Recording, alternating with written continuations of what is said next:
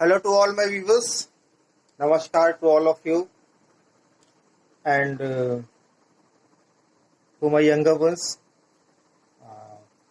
Lots of wishes for their future. And as you know, today is my first class.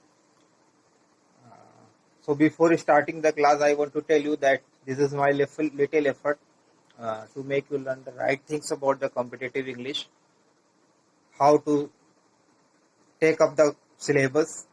As you know, in various fields nowadays, English has a very important place, and but very few of you know how to tackle it, how to manage the syllabus in a required time slot.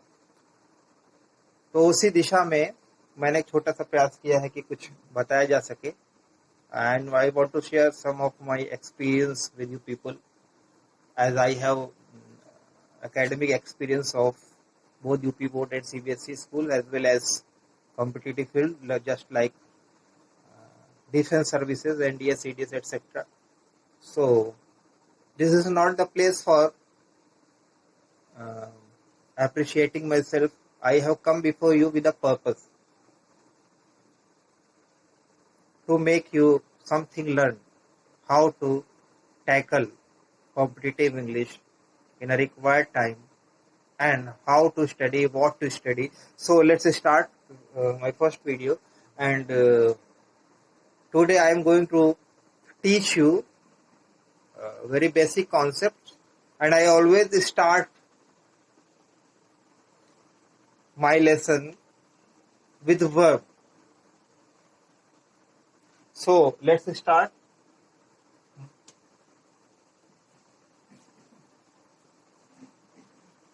Starting with the very basic concepts, क्या कहा जाता है verb के बारे में कि verb is a word that denotes some action. यानी verb या क्रिया एक ऐसा शब्द है, पार्ट ऑफ स्पीच है, जो किसी क्रिया के होने को दिखाता है. चलिए ठीक है, it's all right. But now today I am going to take it in a different way, in my own way, not in a bookish language. So verb क्रिया, तो ये तो जानते ही हैं कि आप ये एक्शन वर्ड है, लेकिन इसको हम दो पार्ट में बांट लेते हैं.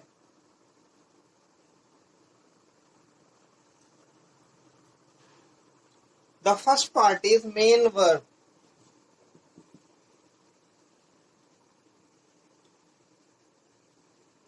मेन वर्ब या फाइनाइट वर्ब भी कहलाता है. और सेकेंड पार्ट है ऑक्सिलियरी वर्ब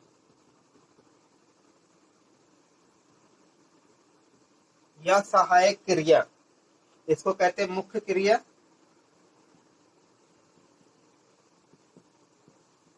और इसको कहते हैं हम लोग सहायक क्रिया.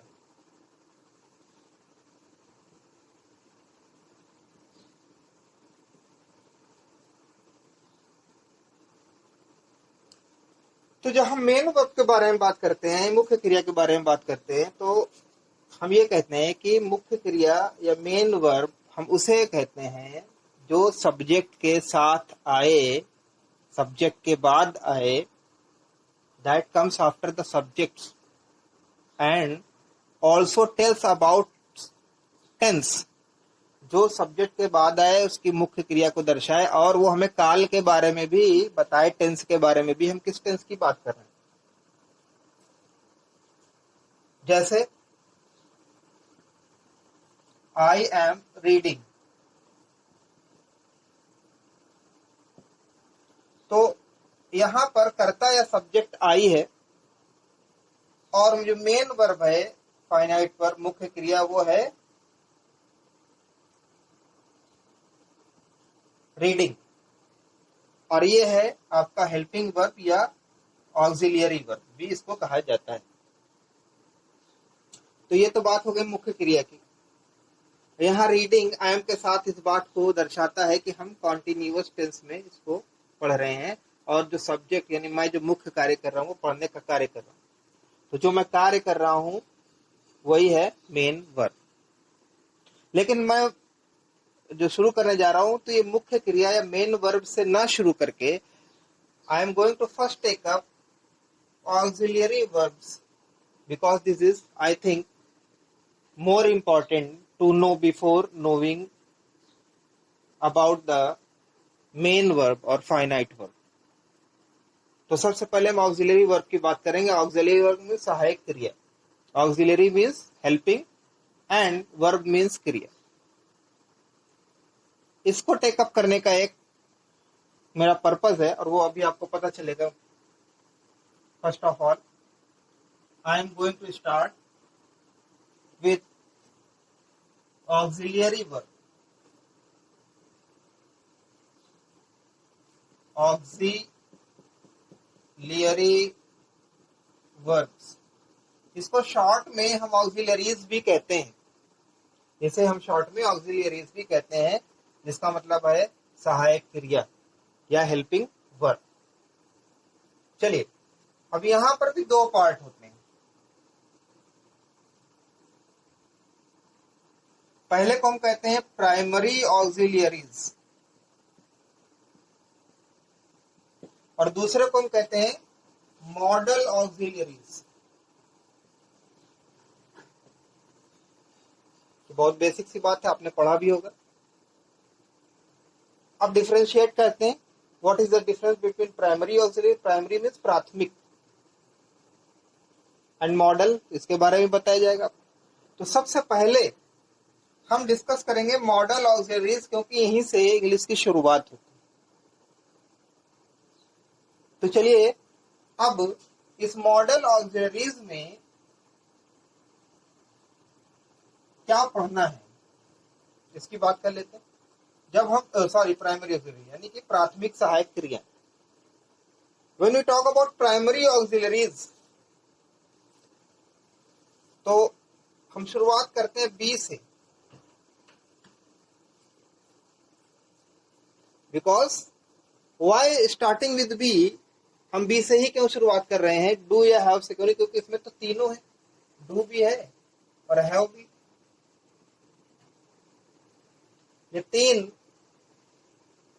प्राथमिक सहायक क्रियाएं या प्राइमरी ऑक्सिलरीज हैं. लेकिन बी से शुरुआत करने का एक पर्पज है और यहीं से आपकी लैंग्वेज की शुरुआत होती है. और वो कैसे? क्योंकि बी का क्या मतलब होता है पहले ये देखिए. हम सिर्फ बी पर पहले बात करें, सिर्फ बी की बात करते हैं. बी मीन्स है टू बी इन एग्जिस्टेंट और to exist. To exist means अस्तित्व में होना या वजूद में होना. तो बहुत सिंपल सी बात है. आप लिविंग बीइंग है, इतना तो जानते होंगे, सजीव है, कि जब हमारा अस्तित्व होगा, एग्जिस्टेंस होगा, वहीं से हमारी आगे की चीजों की शुरुआत होगी. अगर अस्तित्व ही नहीं है तो यहाँ पे सारी चीजें नगण्य या जीरो हो जाएंगी. अस्तित्व में होना या एग्जिस्ट करना. अब कैसे? इसके तीन रूप कैसे?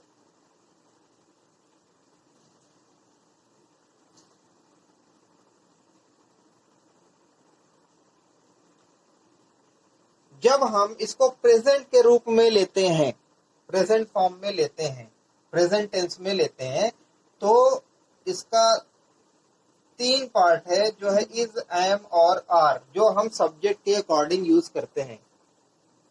यानी जो, और फिर जब हम इसको पास्ट में लेते हैं तो इसका जो रूप है वो दो है, एक है वॉज, एक है वर. और इसका तीसरा रूप जो होता है, जिससे बी से बीइंग और बीन बनता है, तो बीइंग तो अलग बात है, लेकिन बीन, बी से बीन, जो हम पैसिव सेंस में यूज करते हैं. तो शुरुआत बी से होती है कि जब आपका अस्तित्व होगा, ऐसे याद कर ली, तभी आप आगे की बातें होंगी जो है उनके लिए प्रेजेंट, जो चले गए, जो काम हो चुका उसके लिए पास्ट, और जो परफेक्ट पैसिव वॉइस में हम इसको शो करते हैं वो बीन. चलिए, अब आगे की बात करते हैं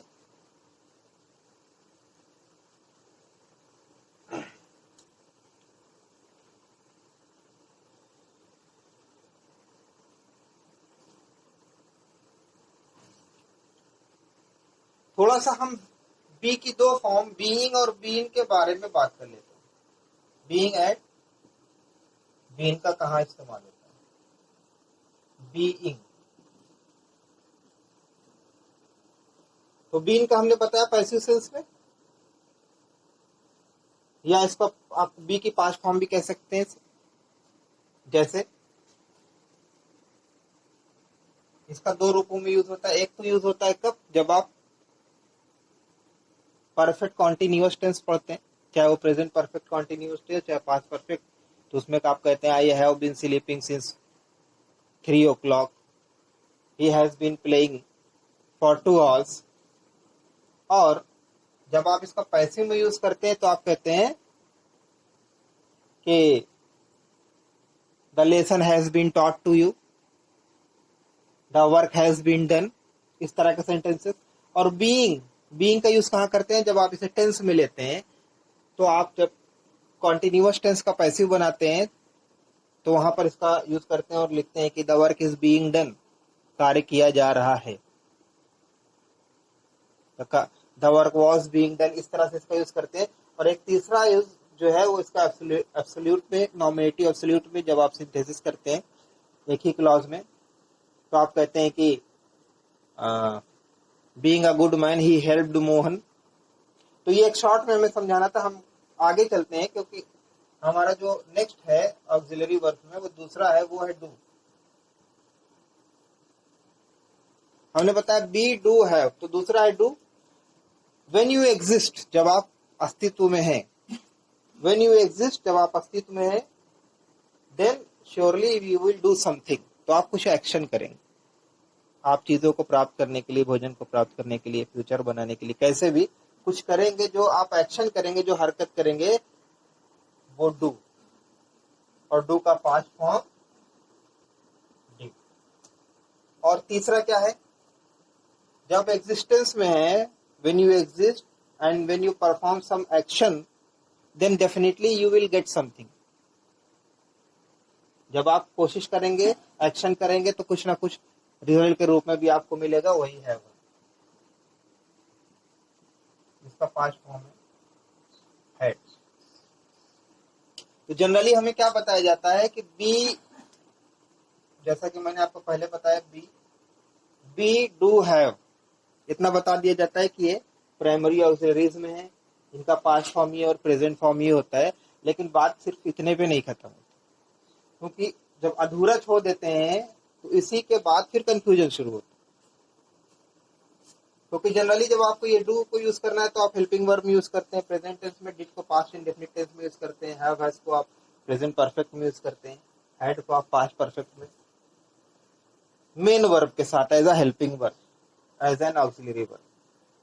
लेकिन यही ऑक्सिलरी वर्ब मेन वर्ब भी बन जाती हैं, इसको भी हमें ध्यान में रखना है। कैसे main auxiliary verb as a main verb कैसे काम करती है, देखते हैं। क्या देखना है? ये ऑक्सिलरीज कैसे मेन वर्ब का काम करती हैं और कहां पर करती हैं, तो उसको भी हमें हैंडल करना होता है, ऐसे सेंटेंस को भी। तो चलिए देखते हैं। सपोज दैट जब हम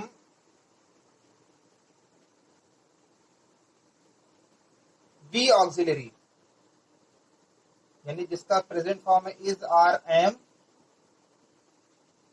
और पास्ट फॉर्म है वॉज, वर,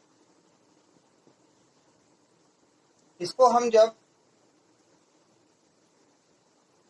हेल्पिंग वर्ब में कैसे यूज करेंगे और मेन वर्ब में कैसे यूज करेंगे। Suppose that as a helping verb आपको यूज करना है, एज ऑक्सिलरी और एज हेल्पिंग वर्ब। तो बहुत सिंपल है, ये आप कर लेते हैं, इसमें बताना नहीं पड़ता है। जैसे he is going, suppose that, बहुत सीधी सी बात है, प्रेजेंट कॉन्टिन्यूअस टेंस का सेंटेंस है, ये सब्जेक्ट है, ये हेल्पिंग वर्ब या ऑक्सिलरी वर्ब, और ये आपकी मेन वर्ब है। या फिर आपने कहा मेन ही वर्ब में, जैसे एक एग्जांपल और ले लेते हैं, आपने लिखा कि एक वॉज को ले लेते हैं कि ही वॉज वीपिंग। अब ये हेल्पिंग वर्ब के तौर पे या ऑक्सिलरी के तौर पे है और ये मेन वर्ब है। लेकिन इसको अगर आप परफेक्ट में सॉरी इसको अब आप मेन वर्ब में कैसे काम करेंगे ये जानना जरूरी है। सपोज दैट आप प्रेजेंट टेंस की बात कर रहे हैं, सिंपल प्रेजेंट टेंस की बात कर रहे हैं और आपने वहां पर लिखा ही इज अ बॉय। अब इज तो आप जानते हैं कि एक ऑक्सिलरी वर्ब है, लेकिन इसके बाद कोई मेन वर्ब नहीं दिख रही जो किसी एक्शन को दिखाए या फिर टेंस को बताए। यहां इस से ही टेंस पता चल रहा है और इसके साथ कोई मेन वर्ब नहीं है। जब भी हेल्पिंग वर्ब के साथ कोई मेन वर्ब नहीं होगी तो ये मेन वर्ब माना जाएगा, क्योंकि ये इस लड़के के अस्तित्व को, एग्जिस्टेंस को बता रहा है। तो यहां पर आपको कोई मेन वर्ब ढूंढने की जरूरत नहीं है। इसी तरह अगर हम बात करें डू की, जिसका पास्ट फॉर्म होता है, ये दूसरी प्राइमरी ऑक्सिलरी है डू, जिसका पास्ट फॉर्म होता है डिड।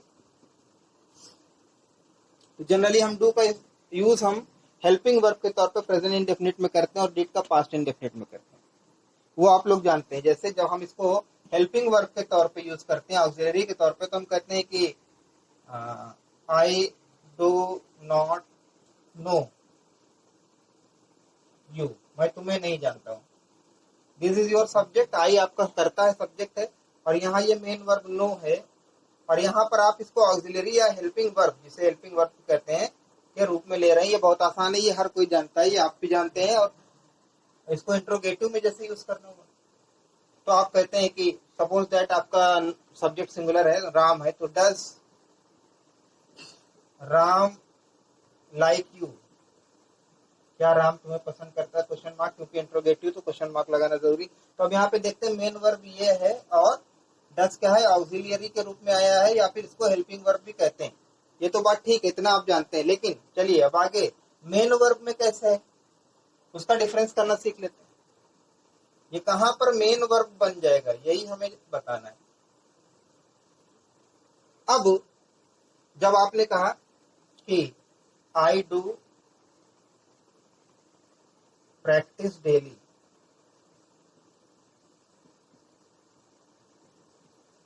अब देखिए यहाँ ये हेल्पिंग वर्ब या ऑक्सिलरी वर्ब के तौर पर इस्तेमाल नहीं किया गया है। यही पर डिफरेंस देखना है कि सब्जेक्ट आपका है आई और डू के बाद कोई और वर्ब आपको नहीं दिखाई दे रही है, तो अब ये डू हेल्पिंग वर्ब या ऑक्सिलरी नहीं है, ये मेन वर्ब है, ये मुख्य क्रिया को दर्शा रहा है।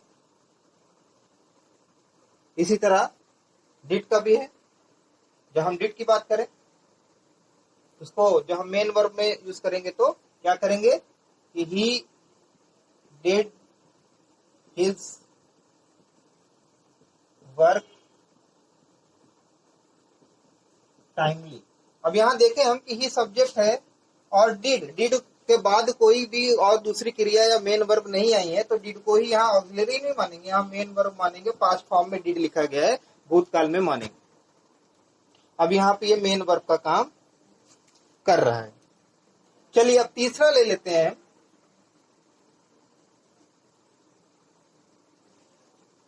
हैव। हैव का मतलब क्या है, टू पॉजेस, कुछ अपने अधिकार में रखना।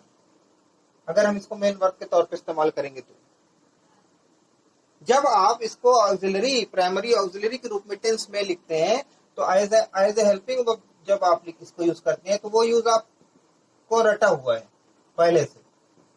कि जैसे प्रेजेंट इंडेफिनिट टेंस में कहा आपने कि I have written a letter. चलिए ठीक है आपकी बात।